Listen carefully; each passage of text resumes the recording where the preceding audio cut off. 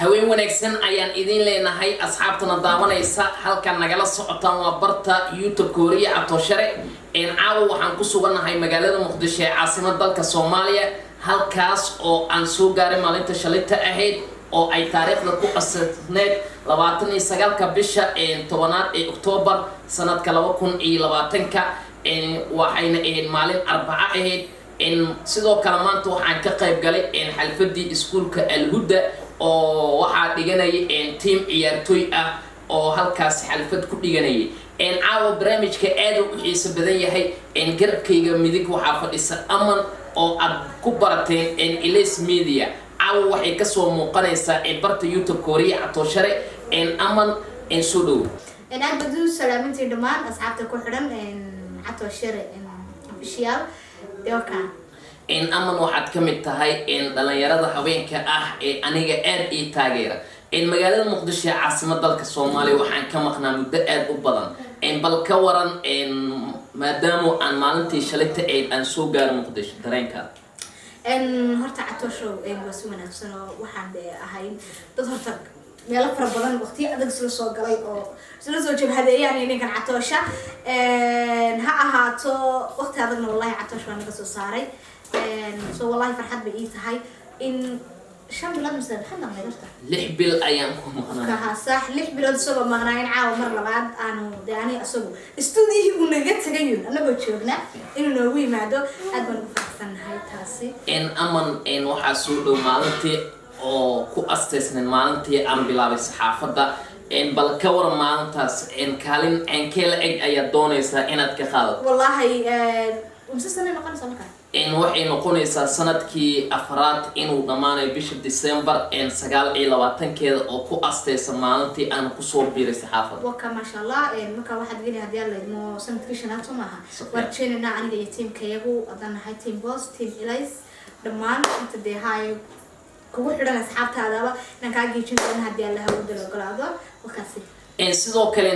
asxaabta barnaamijkaas inkastoo xaflad ay laakiin waxaan wareysan doonaa qaar kamid ah taageerayaasha faniga ah aniga aad ii taageera anaga oo mikrofoonka la dhex qaadi doono bulshada Soomaaliyeed ee ku nool magaalada Muqdisho ee caasimadda dalka Soomaaliya caawa sidaad u jeedaan Amaan way joogtahay waa markeedii ugu horeysay oo ay ka soo muuqanayso YouTube Wariye Atoshare sidoo kale page-ka waxaan hore kaga soo shaqeynay Ilis Media oo aan ka wada shaqeynay in badan Ilis Media ka soo shaqeynay Lil Mohas baan ka soo shaqeynay ya kala haafta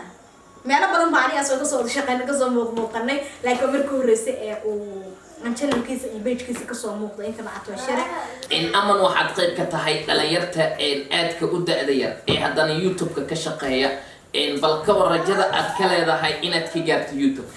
horta Catoosho YouTube kaliya ta ma ahayn inaan hami ka gaaro ma lahayn anigu saxaafado dhan bay ahayd koode kadib aad baan waxaan xiisan jiray idaacadana ka shaqeeyo kadib idaacad markaan ka soo shaqeeyo kadib baan YouTube ka yimid waan ka soo xiisa dhacay idaacadii aan soo arkay YouTube markaan ka xiisa dhaco uma deyn doonaa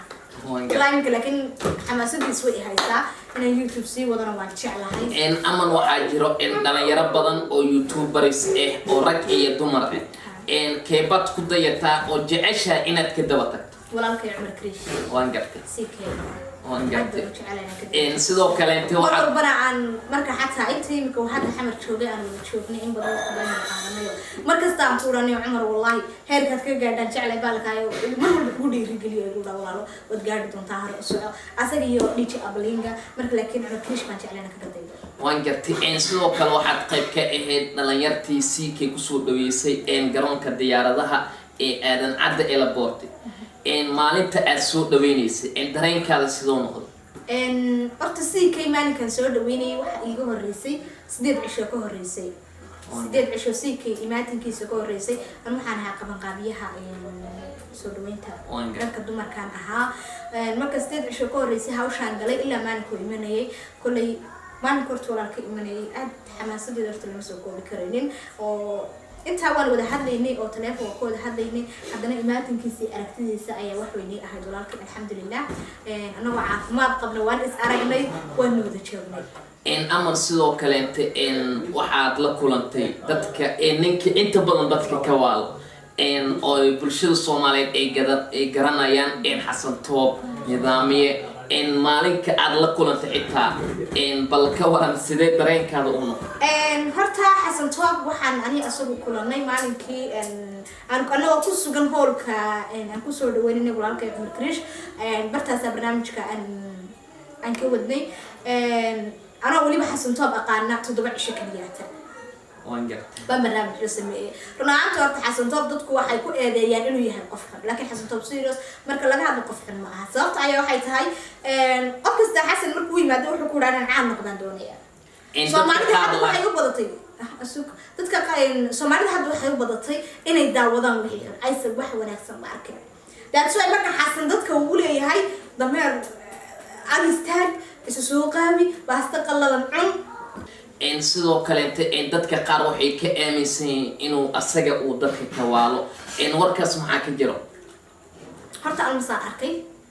misay dadku aaminsan yihiin sidad adiga anigu arkay soo maaha waxaan arkay xasan inay dhalinyartu imanayaan ay ku leeyihiin waxaan rabnaa inuu soo caansaarto xasan uu lacag ku xulay